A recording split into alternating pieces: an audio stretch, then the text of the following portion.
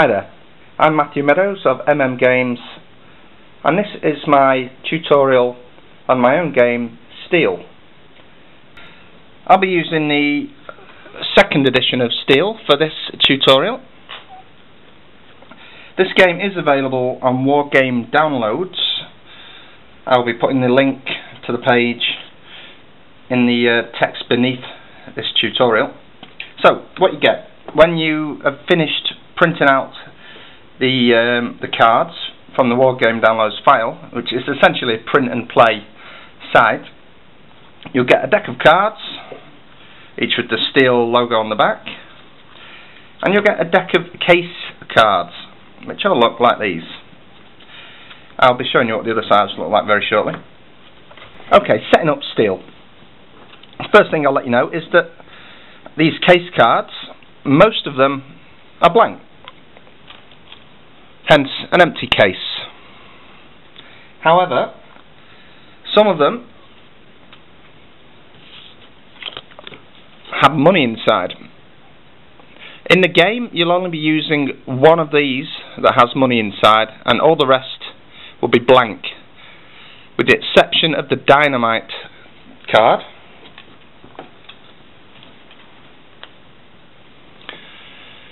which is a card that was put in within the second edition. It wasn't in the first edition of the game, so therefore it is optional. You need to deal out 3 case cards per player. So therefore, if you had 2 players, that would be 6 case cards. And these are the empty case cards. If you turn them over, there's an empty case. So once you've dealt out your cards, you can get rid of the rest of the deck. You won't be needing that. So therefore, you've got 3 per player. If you had 3 players, there would be 9 here, and so on. Now, what you need to do is take one of those away and replace it with the money.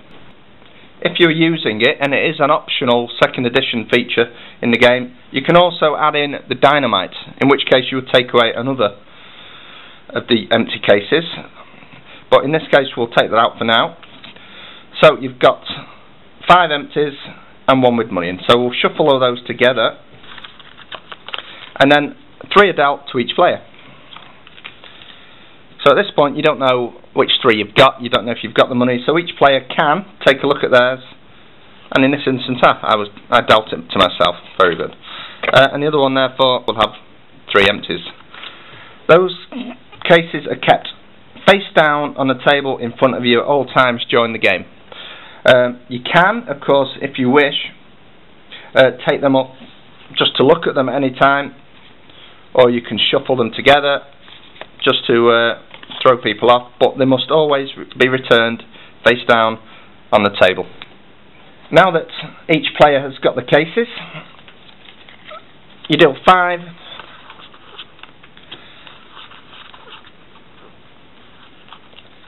Steel cards to each player.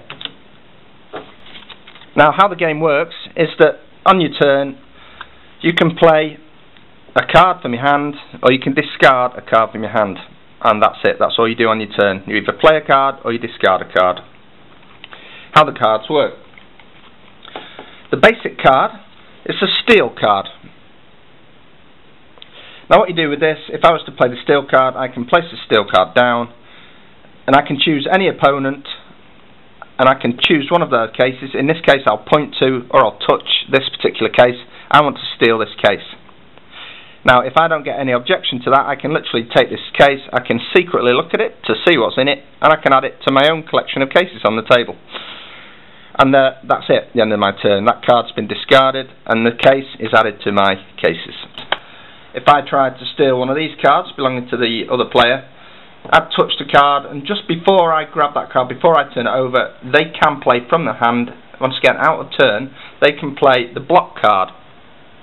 They basically put that card on the discard pile on top of the Steel card I originally played, and that's it. I can't steal that card from them, and my turn immediately ends. The double Steel.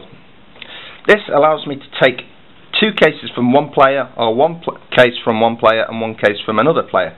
So in this instance, I could take 2 from this player and add them to my own cases.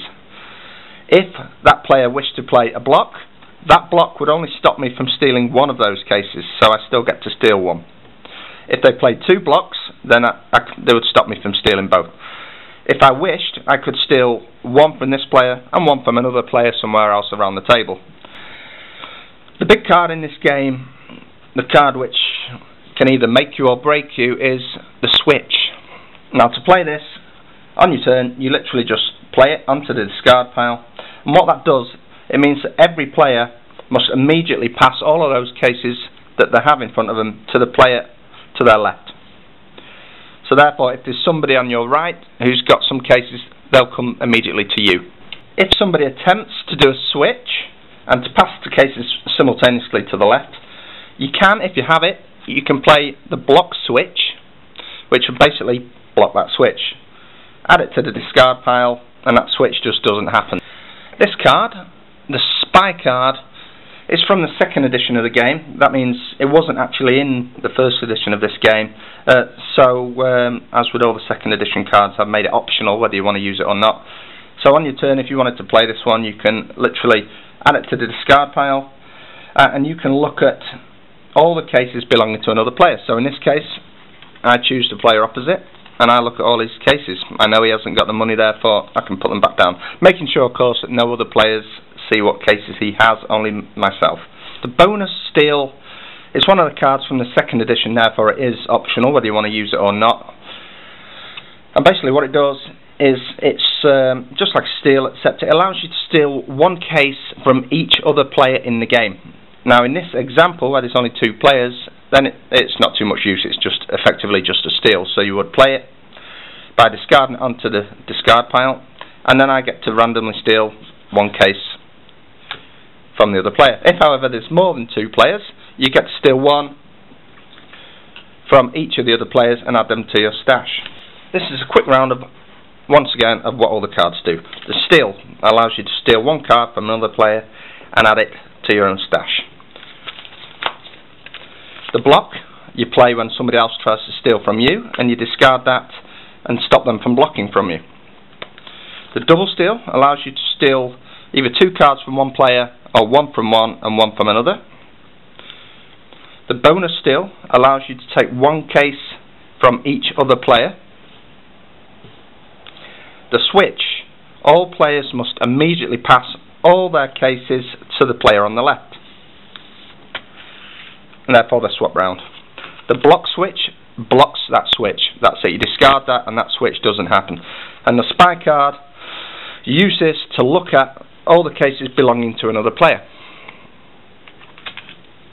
Now, I said earlier that you can either play a card or discard a card. Now, if it comes to your turn and you've got a card you don't want to use, for instance, if you know you've got the money and you don't want to use a switch, if all you've got is a switch and a block, you can't play the block because it's a card that you play out of turn. And if you don't want to play the switch, you can therefore discard it. Now, if it came to your next turn, you can't play the block. As I said, it's played out of turn. So therefore, if it was your turn, you'd have to discard it. Then you're out of cards. So once a player is out of cards, you effectively keep your cases in front of you until every other player has run out of cards. That does mean that for the rest of the game there is a possibility that you may lose cards or cards may be stolen, but of course if you have no cards left you can't block that or stop that in any way, and you've just got to hope that if you have got the money, in this case I did have the money, that you keep it until the end of the game, and the game ends when every player has used all of their cards. So when all the players have used all the cards, the game immediately ends and all players reveal their cases. And then whoever has the money is the winner. Now, I mentioned earlier about the dynamite case card. Now, if you want to play with this, you would, at the start of the game, you would have got rid of an extra empty case, so therefore you would have the money, the dynamite, and empty cases. Now, the way the dynamite case works is that at the end of the game, when cases are revealed, if you have the dynamite, you lose the game. That means even if you have the money, you still lose the game. So you've got to hope, if you've got the money during the game, that somebody steals that dynamite from you. Now you will notice in the second edition of this game, as well as the usual money card, and of course the blanks and the dynamite, there are also these top secret cards. They're just standard case cards, but inside is a envelope marked top secret and a score. Each one has got a different score on there. And the way to use these is that you would use these cards instead of having lots of blanks. You would use lots of these, and then effectively whichever player at the end of the game has got the highest values points in the cases that they actually hold is the winner. You could also throw the dynamite in there to spice things up if you wished. You could throw in a few blanks. That's entirely up to you, but the idea of these top secret cases is that whoever has got the highest value at the end is the winner. And of course you don't put the money case in with them. It's literally all down to the points that you have in front of you in top secret cards. I've been Matt Meadows from Games, and this is Steel 2nd edition, the card game.